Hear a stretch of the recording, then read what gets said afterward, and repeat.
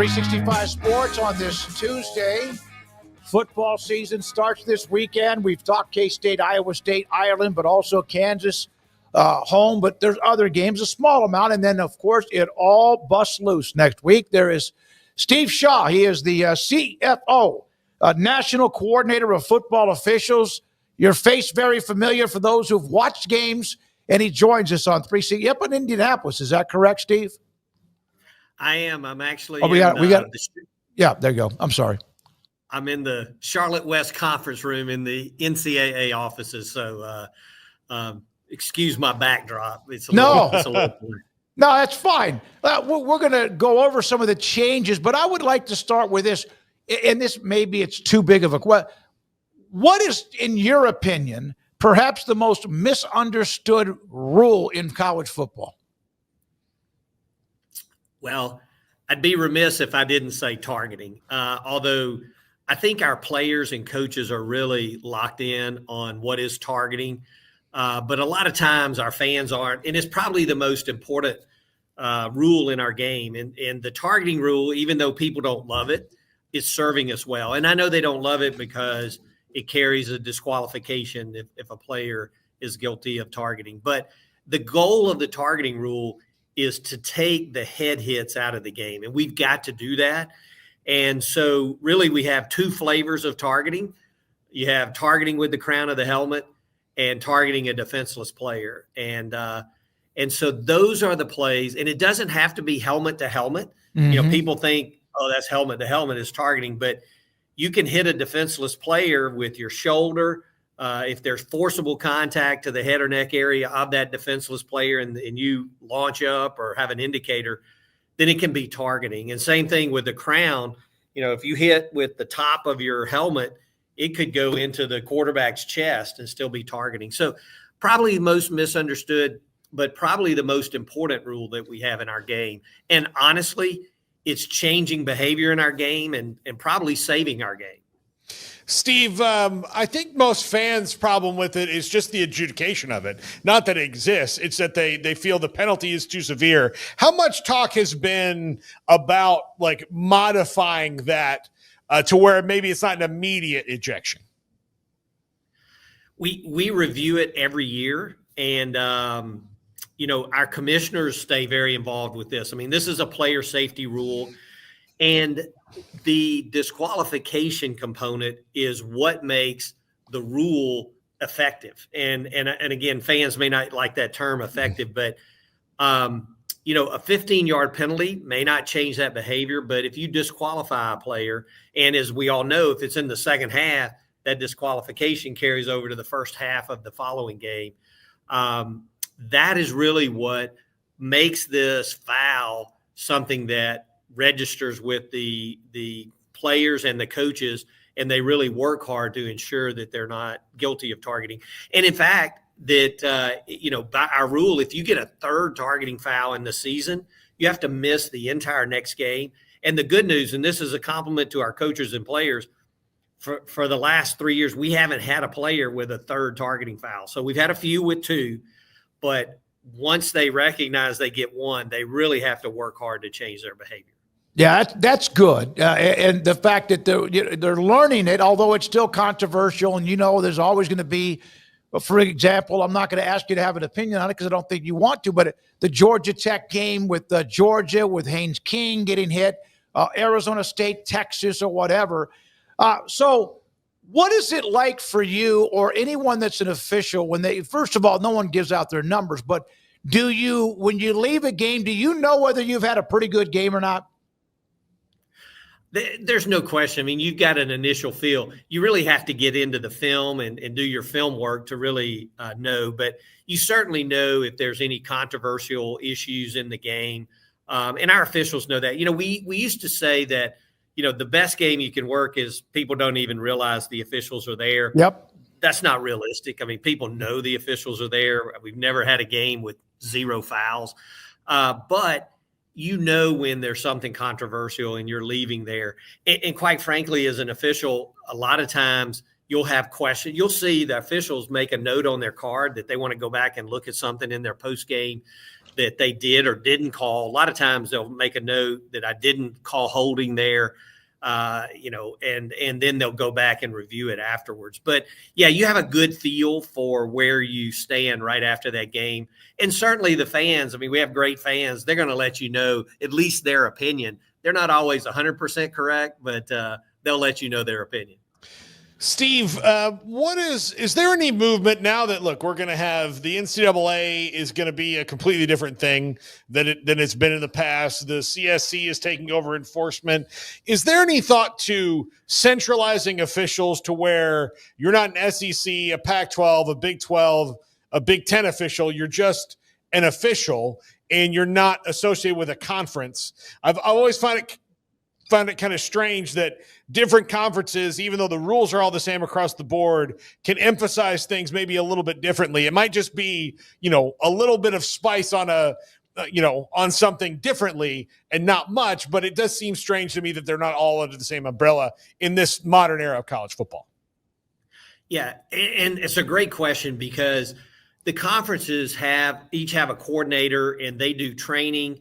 They spend a lot of money to get their officials and background checks, that whole component.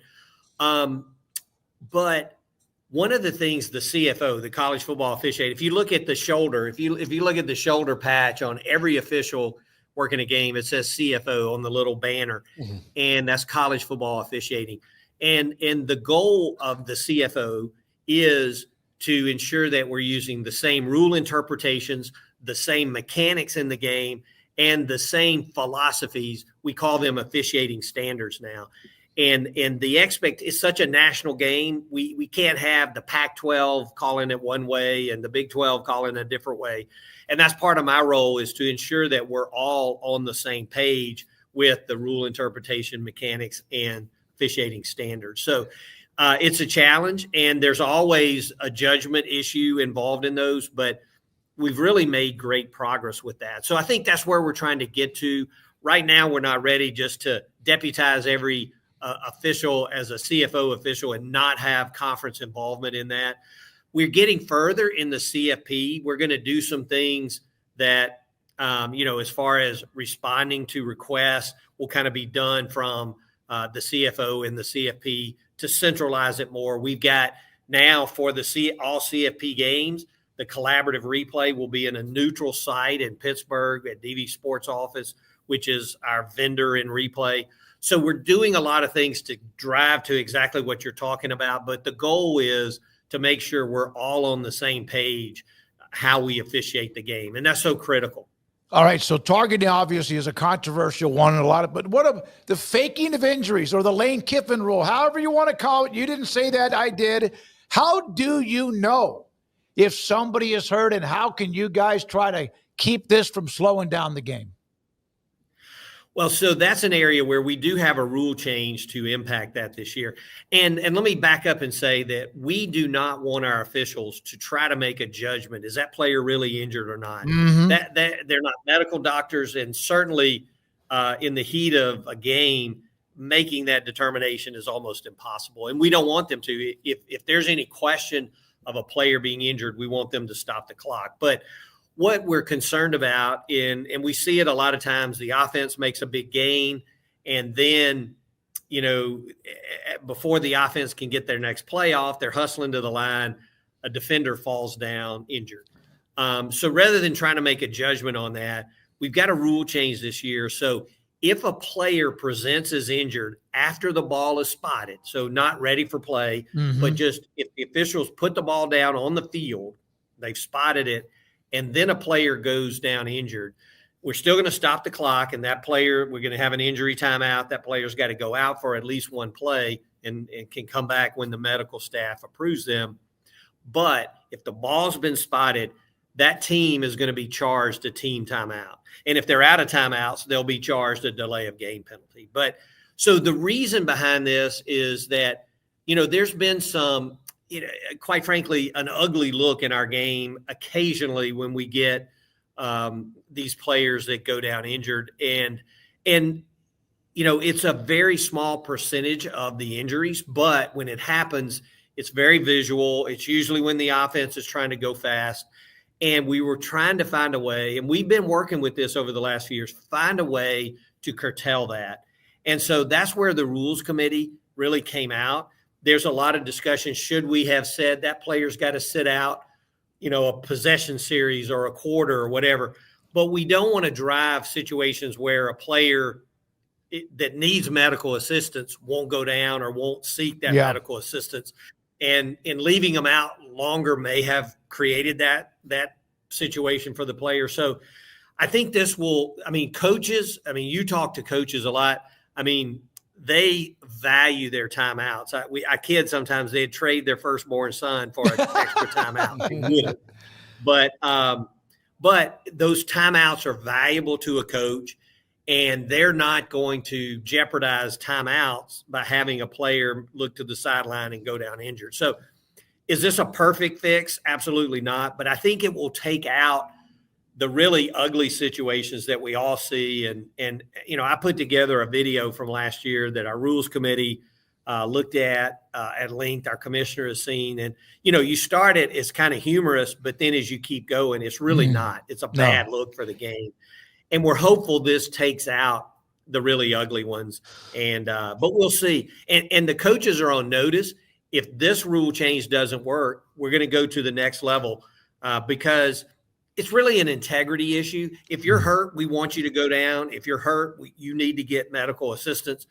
But if you go down to gain an unmerited timeout, that's an integrity issue in our game, and we certainly don't want that. So we're hopeful that we don't charge a lot of timeouts, that this just changes the behavior of the players. So for those watching and listening, if a player goes down once the ball is spotted, the team is forced to use a timeout. And if they don't have a timeout, it's a 5-yard delay of game penalty. Okay.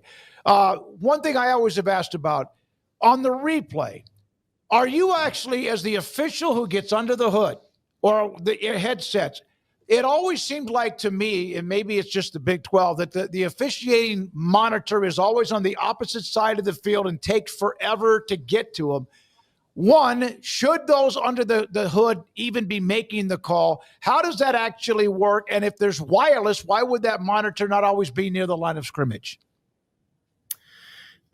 All great questions. And we've worked hard recently to, one of the things we want to do is keep the game moving. Fans have told us that, they're not so uncomfortable with how long the game takes, 3 hours and 5 minutes, 3:15, 3:25, but they want to keep the game moving. No big delays in replay.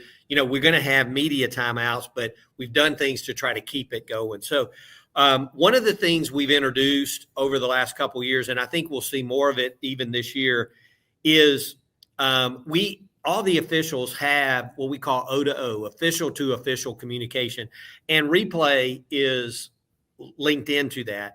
And so if it's a throw out to the boundary and it's obvious, we rule it complete, but it's obvious the ball skipped in, we don't need the referee to run 60 yards down the field, get under the hood, and then, that ball hit the ground. So we really want to use our official to official communication where the replay official, if they have an immediate look and they see it's incomplete, just stop the referee, tell them, look, after review, the ball hit the ground, it's incomplete, and let's go.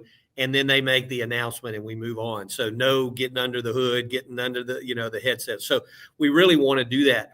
One of the other rule changes this year that we're making is that in instant replay, as most of our fans know, if we have indisputable video evidence that the call on the field was incorrect, we overturn it. And so we use that term, after review, the ball hit the ground, incomplete, and that call's overturned. But if you have video evidence that supports the call on the field, or there's not video evidence, we had a distinguishing. We would say we could confirm the call on the field, or the call on the field stands if we didn't have the indisputable evidence. Again, this is to keep the game moving, pick up the pace. If you as a replay official, you're not going to overturn it, we don't want you to spend any other cycles on, can I get from stands to confirm? So now our referees are going to announce after review, the ruling on the field is upheld. And that could be there's video evidence, or it could be there's not. It's just, if we're not going to overturn it, Now we're going to use one term, upheld. So no more stands, no more confirmed, just upheld. And that keeps us moving, keeps it going.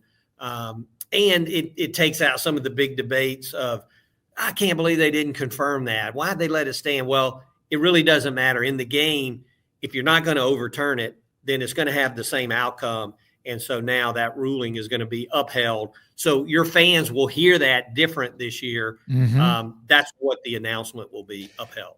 How much of getting replay? And look, I think, you've seen in the UFL, they have some really innovating things going on. I'm sure you've seen that, where basically they just there's not even that the official running down the field. Dean Blandino was up there in the booth and he's like, hey, incomplete pass. It's back at the 35-yard line, 2nd and 7. Like, that's what they do. Part of that is they only have 8 teams that they can do that with, so they can install that technology everywhere else. How much of getting replay as streamlined as it needs to be is on the conferences to make sure that everywhere is the same and streamlined, so that if you wanted to innovate to that level, that you could? Yeah, and one of the things that, as you've seen replay evolve, and it's an evolving process, we really introduced the collaborative replay. And when we introduced that, everybody thought, oh, no, you got another person involved, it's going to take longer. Actually, it many times helps expedite the process, because if you're sitting alone in that stadium, even though you got the shot, say the first shot you see, then you're looking, let me see, is there anything else? If I missed anything. And whereas when you have a collaborative partner, many times you can look at it, yep, the ball hit the ground, let's go, let's get out of it. So even though you've got 2 people now, many times it can expedite the process. But our evolution has been from just collaborative replay, where we had a collaborative partner, to really evolving to a more centralized replay, where now, regardless of the conference, the Big 12, they have their video center there in Dallas, and the collaborative replay is really moving toward centralized. And that way you get more consistent across every game on every Saturday, week to week to week, really the same group in there making the decisions, collaborating on the decisions, but ensuring that we have consistency. So what was targeting this week is targeting next week. And I think that's where we're innovating, and we're going to keep pushing using replay without impeding on the game. And that's the big part. I know some fans say, why don't you just review every play? I mean, we want to keep the game moving. Really and truly, replay was designed to correct obvious errors. Yep. We've gone way beyond obvious now, but we're trying to do it efficiently and consistently. And that's where the collaborative replay kind of now transitioning to centralized replay is helping us. And as I said, when we get to the CFP, it's even more centralized. It's going to be one location where all the decisions come from. Do you have a couple time for a couple more? You have time for another? Absolutely.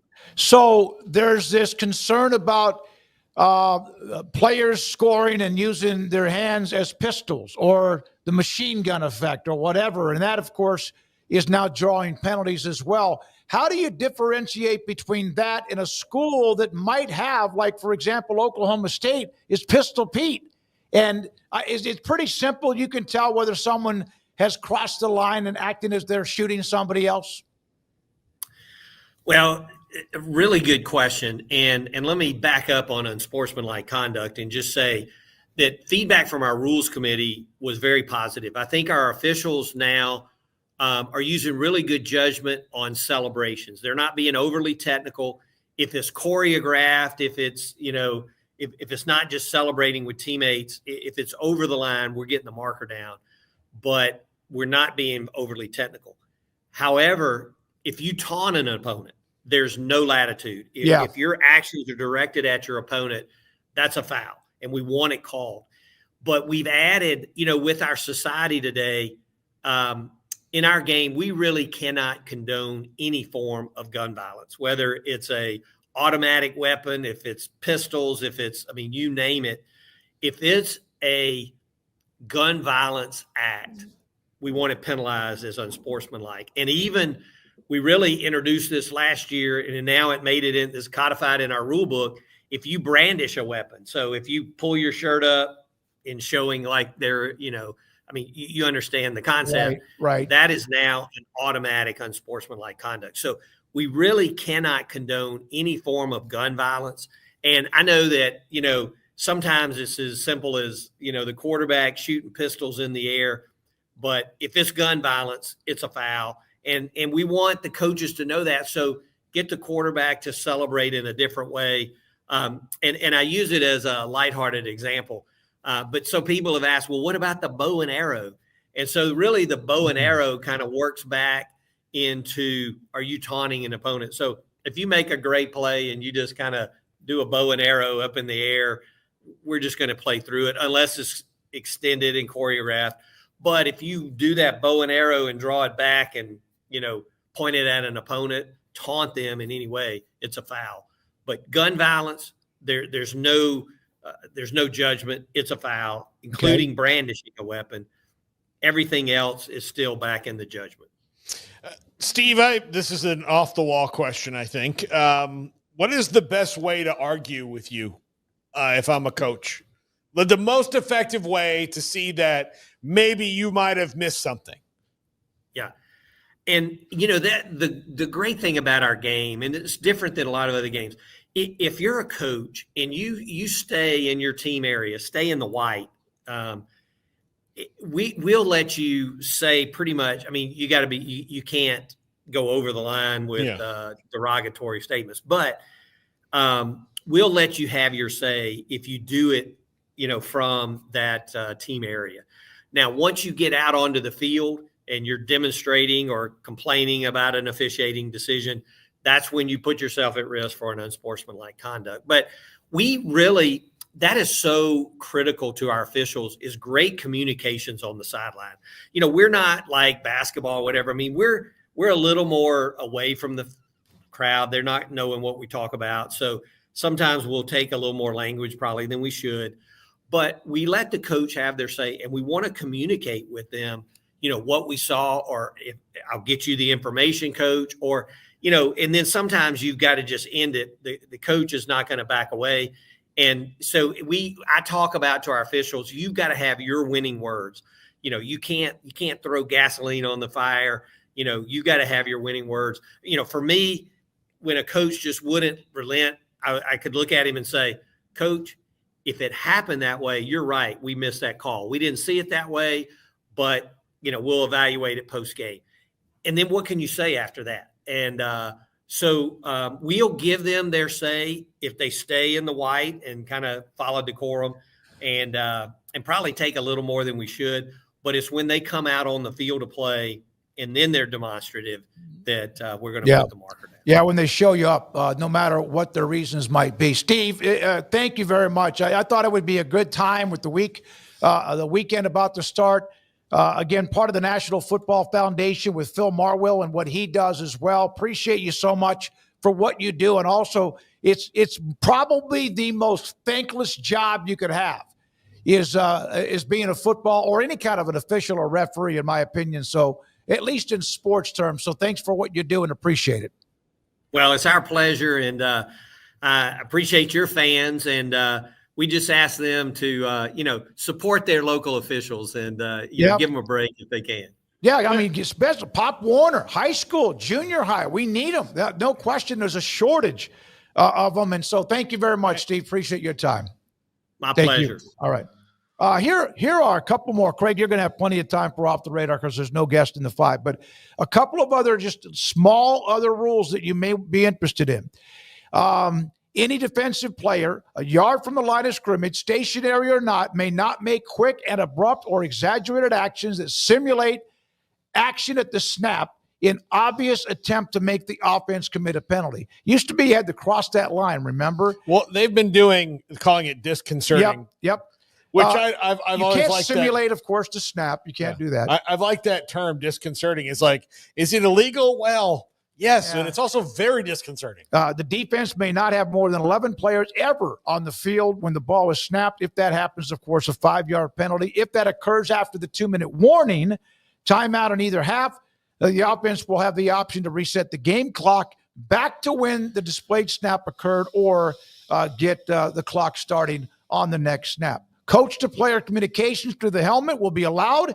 Now in the FCS, the football championship subdivision, a player attempting to recover a loose ball is added to the list of defenseless players, which has not been the case before if they're trying to crawl over to pick up a fumble or recover a fumble or the ball is loose. When we come back, thanks again to Steve Shaw for that. Appreciate your time.